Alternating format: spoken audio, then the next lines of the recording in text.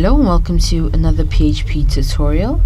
Today we'll further learn about PHP and go ahead, make sure the XAMPP, Apache and MySQL are on, and let's get to today's lesson. So as we see in my notepad, I've made a student variable and I've made 5 of them. In the latter 4 there are names like Leah, Lucy, Moses, Matt, and they have their values or ages, and through echo and my student variable I'm going to get the student variable's value, let's say, and if I were to put 0 and save refresh, I'm going to get an error as I have no 0 value. However, let's say I want to get the value of Moses, for example. I'm just going to paste it in my array square brackets, and let's go ahead, save, refresh. I will get 36 as that is the value or age of Moses. And so in PHP there is another loop which is called for each, and it only works on arrays and it's used to loop through each key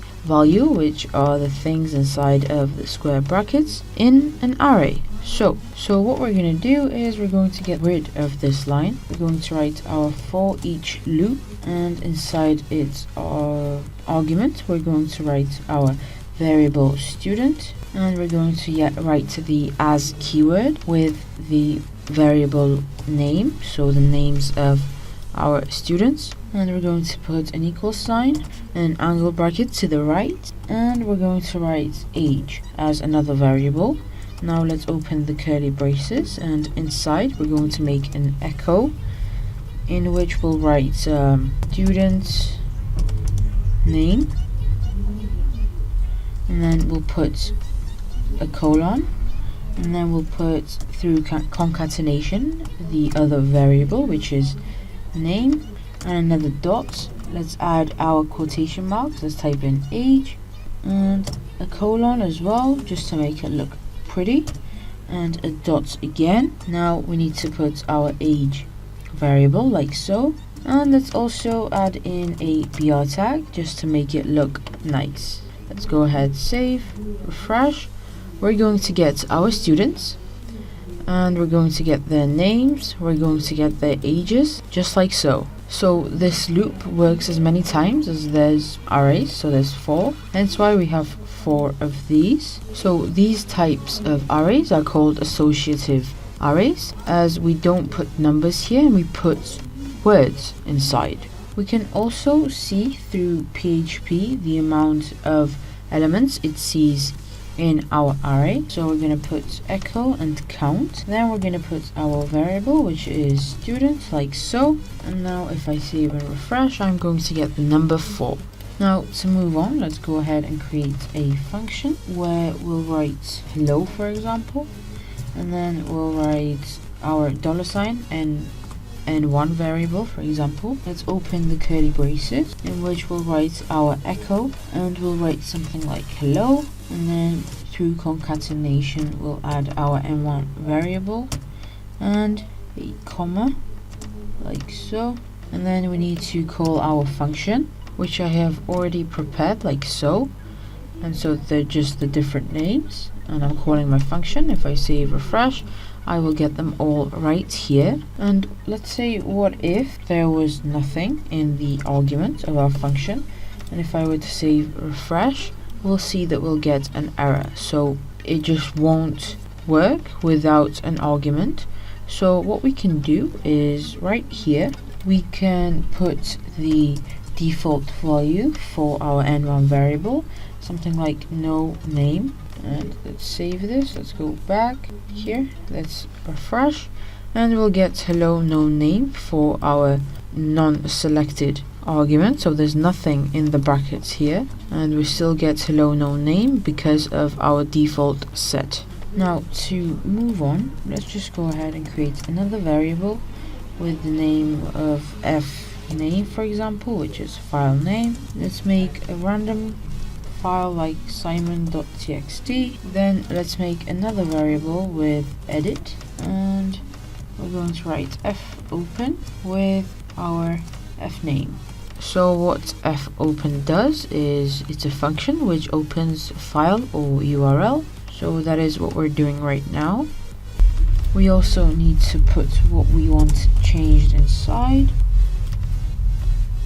So let's say I want W, and then I'm gonna write or die, where we'll put something like failed to make file, for example, something like this. So this would be brought up if there was like no space in your computer or wherever you're saving it. And the last thing that we need to do is we need to write fclose and write our variable edit. Now what we're going to do is we're going to write our fclose. We're going to go ahead, first of all, before writing fclose, what we're going to do is we're going to write fwrite. Now we're going to write our edit variable like so. Then we're going to put a comma and type in, and we're going to write a variable like p2. Then right after here we're going to make our p2 variable, and let's write something like Charles Darwin, and then we need to put our semicolons like so. Then right here we're also going to write our edit variable. So if I was to refresh, we'll see nothing happens. However, right here in my folder I'm going to get assignment.txt file. Then if I edit it with Notepad, I'm going to get Charles Darwin. Now I can also add another variable value, so I can write Shakespeare, which I'm not sure how you spell, like so. And I'm going to go ahead and copy this, paste it down below, save, refresh. Let's open our assignment.txt. I'm going to get Shakespeare as well right here with Charles Darwin.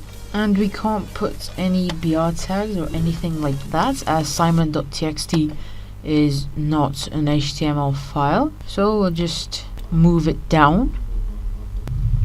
So to move it down, what we do is we put a dot, and we're going to add 2 quotation marks, a backward slash, and an N.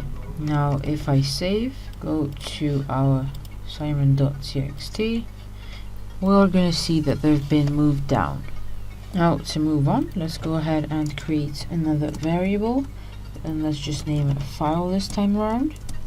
And let's go ahead and open our assignment.txt through fopen, and then we're going to write the letter R like so. Now what we're going to do is we're going to write our edit variable.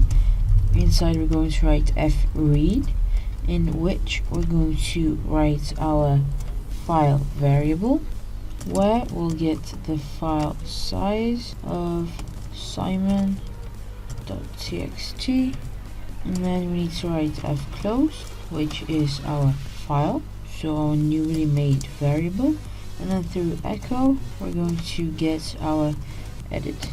Let's save, refresh. We're going to see Charles Darwin and Shakespeare, and the things in our assignment.txt have now been displayed in our PHP file. Now let's say we have a problem where we want to get these 4 displayed plus with the Charles Darwin and Shakespeare authors. However, what we're going to see is when we save, when we refresh, what we're going to see is that everything in our assignment.txt disappears and Charles Darwin and Shakespeare appear.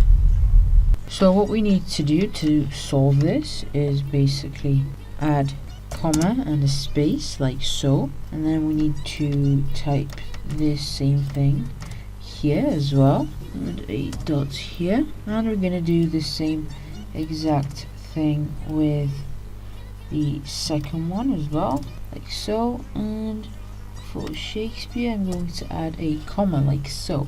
Let's go ahead and get rid of this part though, as we only need it for our first one. Let's go ahead and change this W for A, which is append, and then let's open up our assignment.txt, in which we'll write the values that we had before, so these 4. And the last thing that we need to do is add a plus next to our A, which basically states that to our assignment.txt file values will be added these 2 authors. And let's just go ahead and check our code to see if there's any mistakes. And yeah, this dot is a mistake. And let's save this, let's refresh. We're going to get all of our authors right here, the 4 from before and our 2 from our PHP file. And also right here, if I click on yes, I'm going to get all of the authors or texts. Let's talk about file size.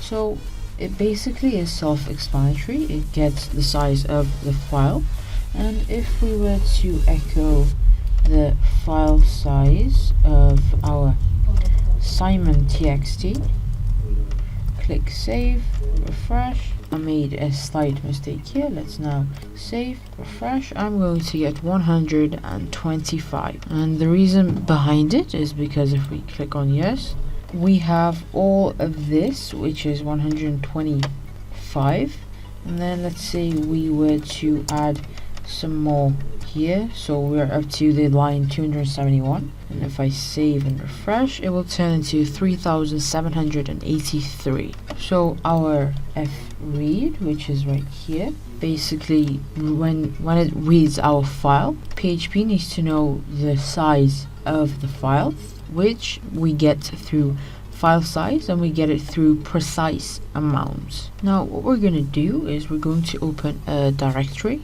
and we're going to do this through making a new variable like dir, so dir, and we're going to use the open dir PHP function, which basically opens a directory handle. So we're going to write open dir, and in brackets we're going to write a dot and a slash, which means that we'll get the folder's directory.